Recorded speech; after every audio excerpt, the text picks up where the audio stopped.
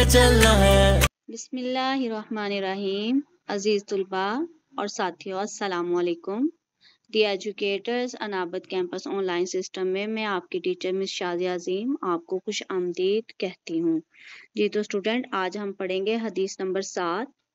हदीस नंबर 7 पढ़ेंगे और उसका तर्जमा और तशरीह। ओके स्टूडेंट जी। लेसा मिन्ना मल्लम यरहम सगीराना वलम युवक्किर कबीराना। क्या है अरबी? लेसा मिन्ना मल्लम यरहम सगीराना वलम युवक्किर कबीराना। जी, इसमें यही हदीस जो है वो थोड़ी सी लंबी करके दी है और इसमें जो बुक में है वो थोड़ी सी शॉर्ट है। वो हम में से नहीं जो हमारे छोटों पर रहम ना करे और हमारे बड़ों का एहतराम ना करे। जी तो स्टूडेंट, आप सल्लल्लाहु अलैहि वसल्लम का इरशाद है, वो हम में से नहीं जो हमारे छोटों पर रहम ना करे और हमारे बड़ों का एहतराम ना करे। स्टूडेंट, आपको पता है अल्लाह ताला ने इंसान को अशरफुल मखलूकात क्यों बनाया है?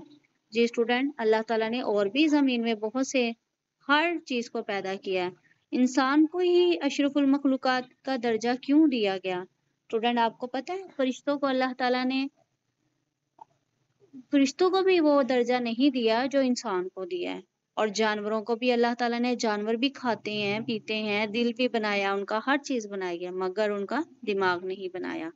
अगर इंसान बुराई के रास्ते पर चलता है तो जानवरों की साफ में हो जाता है।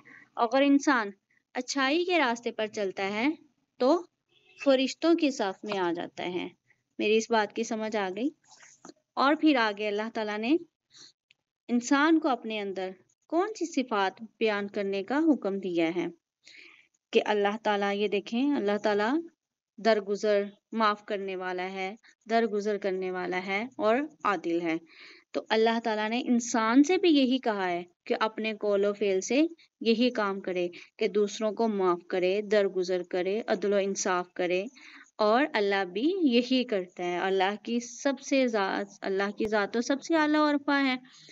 इंसान अल्लाह के बराबर तो नहीं हो सकता, मगर कोशिश करने से अपने कौलो फाल में इसका इजहार कर सकता है। इसके अंदर, अपने अंदर वो सिफ्त पैदा करने की कोशिश तो कर सकता है ना। इंसान को भी चाहिए कि दूसरों की खताओं को, गलतियों को दरगुजर करे, माफ करे। जी तो स्टूडेंट, आपको पता है जब भी कोई वो हम में से नहीं जो हमारे छोटों पर रहम ना करे। आप सल्लल्लाहु अलैहि वसल्लम हमेशा अपने बच्चों से, छोटे जो बच्चे होते थे उनसे प्यार करते, और जब भी कोई भी मौसम का नया फल आता वो सबसे पहले किसको देते? बच्चों को। और जब आप रास्ते में जा रहे होते, कोई बच्चा पैदल चलता हुआ नजर आता तो उसको अपने साथ सवारी पर बिठा लेते। ऐसे ही है ना, आपने ये पढ़ा होगा। तो एक दफ़ा का ज़िक्र है कि एक जंग में बच्चों की अमवात का सुना तो आप सल्लल्लाहु अलैहि वसल्लम बहुत ज़्यादा गमगीन हुए। तो सहाबा ने कहा कि या रसूलल्लाह सल्लल्लाहु अलैहि वसल्लम, वो तो मुशरिकीन के बच्चे थे।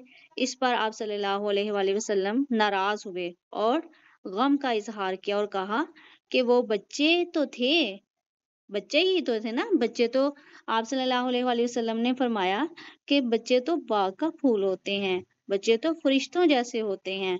एक दफा आप सल्लल्लाहु अलैहि वसल्लम के पास एक बुद्धू आया तो आप सल्लल्लाहु अलैहि वसल्लम हसन और हुसैन को बहुत ज्यादा प्यार कर रहे थे और उनके साथ इतना ज्यादा खेलते थे, सब बच्चों के साथ करते थे। खास तौर पर आपको उनके साथ बहुत ज्यादा लगाव था।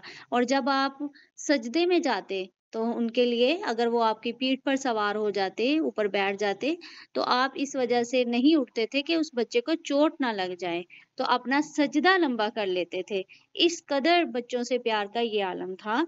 तो वो एक बुद्धू आया, मैं आपको बता रही थी कि वो बुद्धू जो था, अफरा बिन हाबिस उसका नाम था।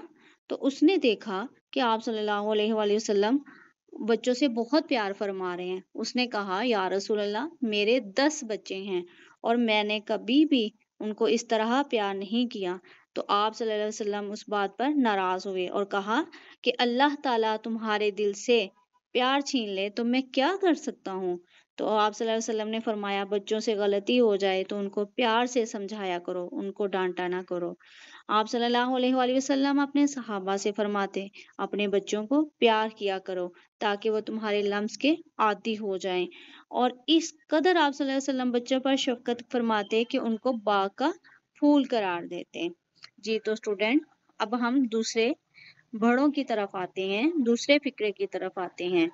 تو آپ صلی اللہ علیہ وآلہ وسلم نے جہاں بچوں سے پیار کرنے کا حکم دیا، تو وہیں آپ صلی اللہ علیہ وآلہ وسلم نے اپنے بڑوں کا بھی احترام کرنے کا بہت زیادہ حکم دیا، اور کہا بڑوں کے ساتھ احترام سے، تعظیم سے بات کرو۔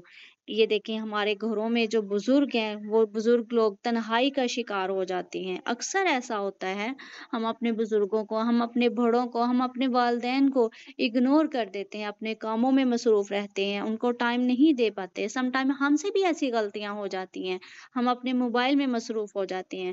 بیٹا یہ تو دنیا کی باتیں ہیں، یہ تو یہیں پہ ختم ہو جائے گا، مگر ہمارے والدین کی، ہمارے بڑوں کی دعائیں ہمیں کسی سے نہیں ملیں گی۔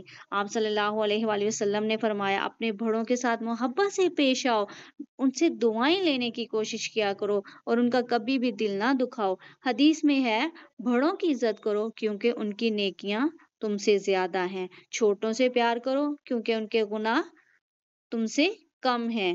جی تو اسٹوڈنٹ، بچے تو ضد کر کے اپنی بات منوا لیتے ہیں، مگر بڑے بزرگ جو ہوتے ہیں جب بڑے ہو جاتے ہیں تو وہ بھی بچوں ہی کی طرح ہوتے ہیں۔ اگر آپ کے گھر میں کوئی بزرگ ہیں، دادا دادی ہیں، آپ ان کے پاس بیٹھا کریں، ان سے باتیں کیا کریں، ان کا دل لگایا کریں، ان سے قصے کہانیاں سنا کریں۔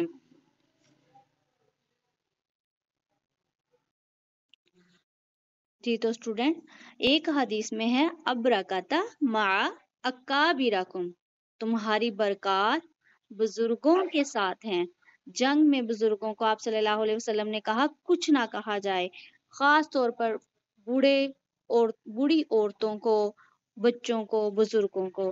جی تو اسٹوڈنٹ، آپ نے یہ واقعہ بھی سنا ہوگا کہ ایک بوڑھی عورت آپ صلی اللہ علیہ وآلہ وسلم جس راستے سے گزرتے وہ آپ پر کوڑا پھینکتی تھی، اور صحابہ کرام ناراض ہوتے اور کہتے، مگر آپ صلی اللہ علیہ وآلہ وسلم نے کبھی بھی نہیں کہا تھا ان کو، اور کچھ بھی نہیں کہا، ڈانٹا بھی نہیں، کچھ بھی نہیں کہا، اور جب گزرتے وہ کوڑا پھینکتی، خاص طور پر نماز کے وقت آپ کپڑے جھاڑتے آگے چلے جاتے۔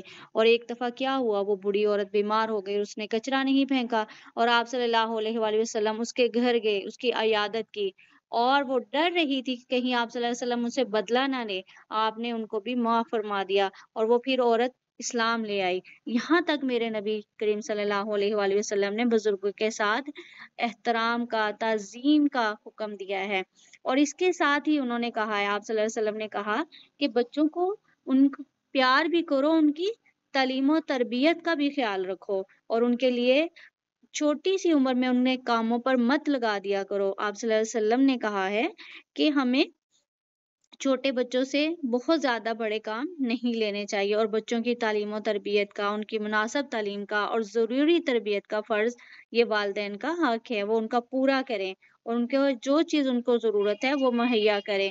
آپ صلی اللہ علیہ وسلم نے فرمایا کہ جو اپنے چھوٹوں پر رحم نہیں کرتا اور بڑوں کی عزت نہیں کرتا وہ ہم میں سے نہیں ہے، اور میرے وہ سایہ شفقت سے محروم ہے۔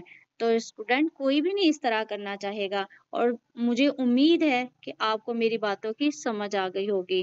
اوکے اسٹوڈنٹ، آئندہ پہلے بھی آپ کرتے ہوں گے، مگر اس حدیث کو پڑھنے کے بعد میں امید کر سکتی ہوں کہ آپ اس پر اور بھی عمل کریں گے۔